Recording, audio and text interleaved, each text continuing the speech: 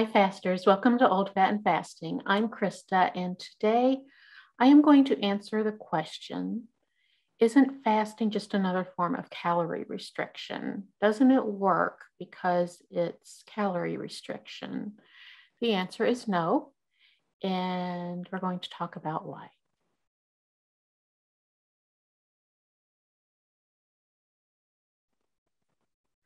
If you are like me, in the past, when you had either talked to your doctor about losing weight or you have gone online to find out what you should do to lose weight, the most common recommendation is to cut your calories.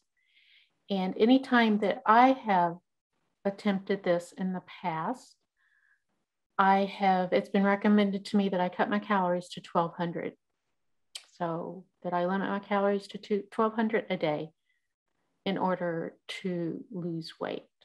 So what I have done is I've put together what I think would be typical of what I would eat when I was trying the 1,200 calorie a day restriction.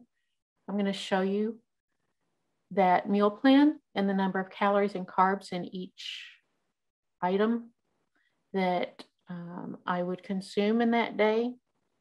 I think it's pretty typical for most people.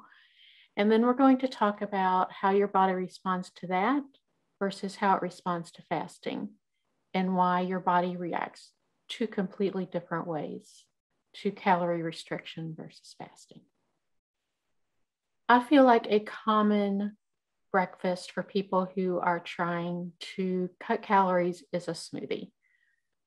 It's easy to make in the morning, even when you're in a hurry. You just toss some things in a blender, blend it real quick. You can even drink it in the car if you're driving to work.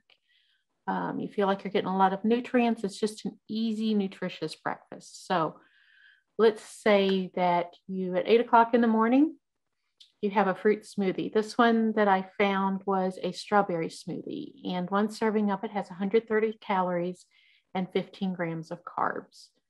Now, the other thing that you'll see that's built into this meal plan for a day is that I would be eating every 2 or 3 hours, because that was always a recommendation as well. The idea being that, I think the way it was explained to me one time was, think of your metabolism as a fire. To keep the fire going, you have to put in wood, and you have to keep feeding it wood to keep the fire going. So your metabolism is the same way.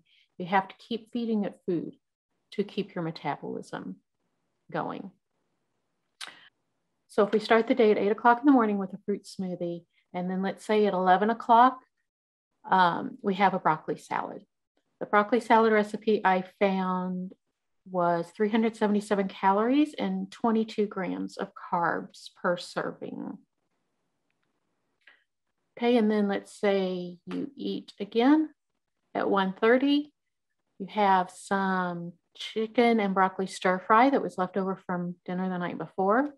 One serving of that in the recipe that I found was 235 calories and 9 grams of carbs.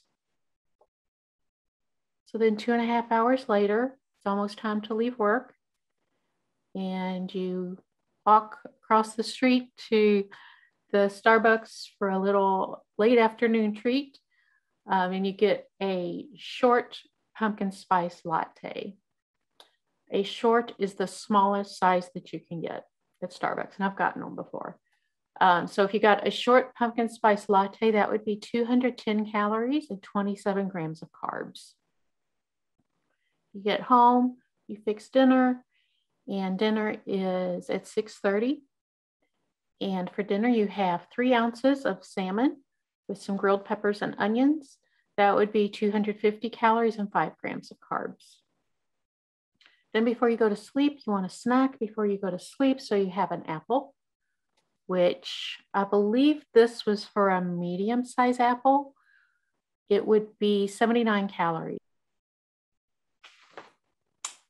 For that menu, if you ate that in a day, you would have consumed 1,281 calories and 99 grams of carbs. Every time you eat anything, your insulin goes up. it goes up more with certain foods than it does with others. With higher carb foods, it's going to go up more. With lower carb foods, it's going to go up less.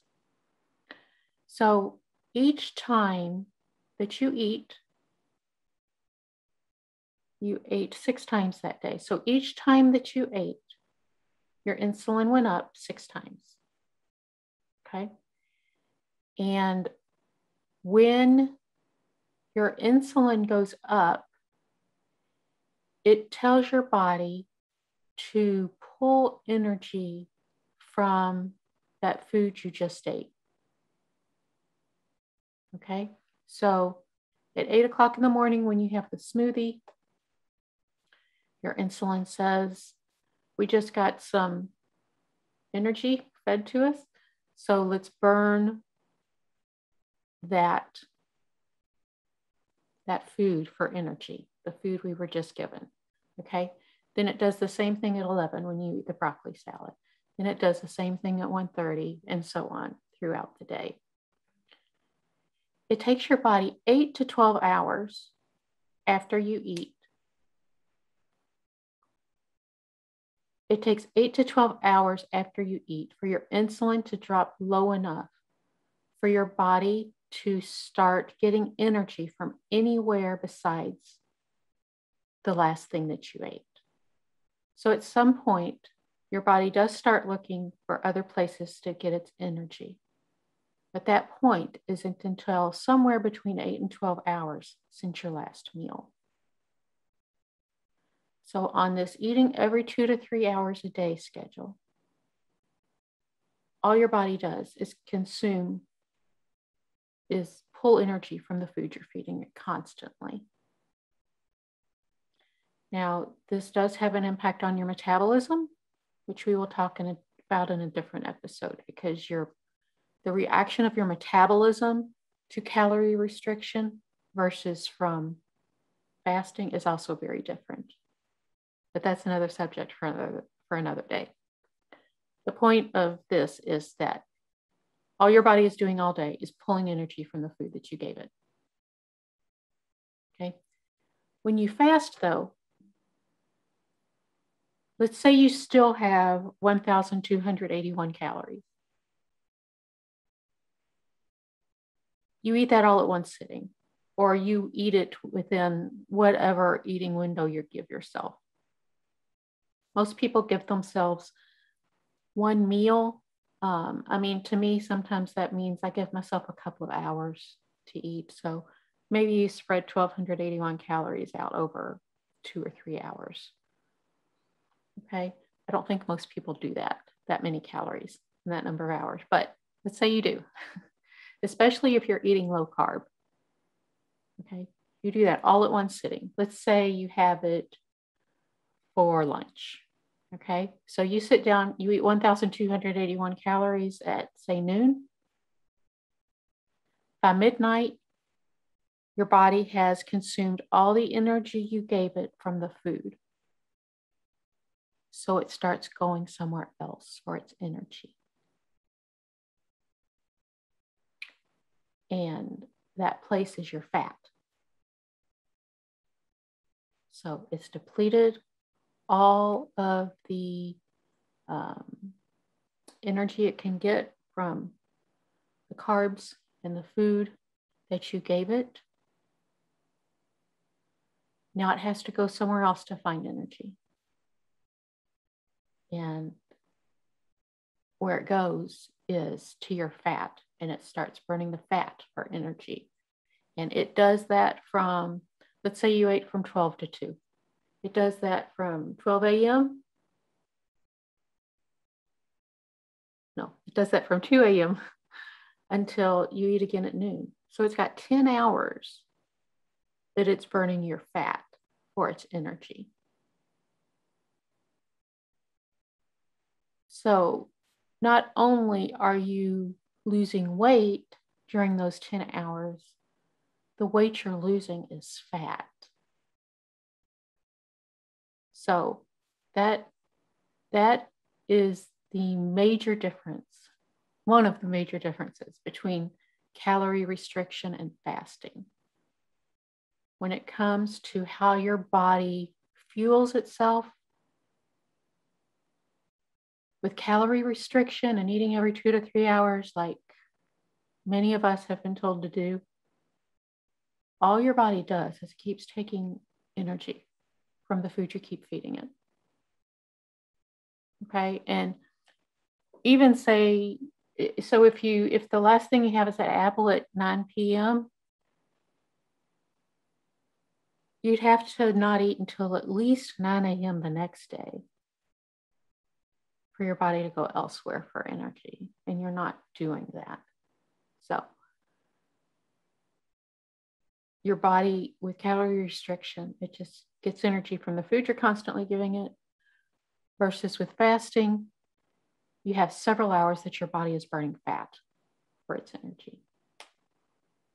So I hope that helps clarify the difference between the two. I will put several links below this episode that you can check out for yourself and read up on and educate yourself. As always, the things that we say in these videos are things that we have, read about, educated ourselves about. So I will put links to several resources below this video. Some of them will be online articles and/or videos. Like we have done many times, I will again strongly recommend 2 books by Jason Fung. One is the Obesity Code. It's more sciency. It talks a lot more about in depth about the mechanisms in your body and how they react to. He talks about calorie restriction and how it's different from fasting. He goes into a lot of scientific detail about that in the Obesity Code, if that is your interest. And then the other book by him that we both strongly recommend is Life in the Fasting Lane. And it talks about it also, just not as science-y. It's the only word I can think of. It's a more practical approach to it. So I hope that helps. Thank you for watching, and we will see you next time. Bye-bye. Happy fasting.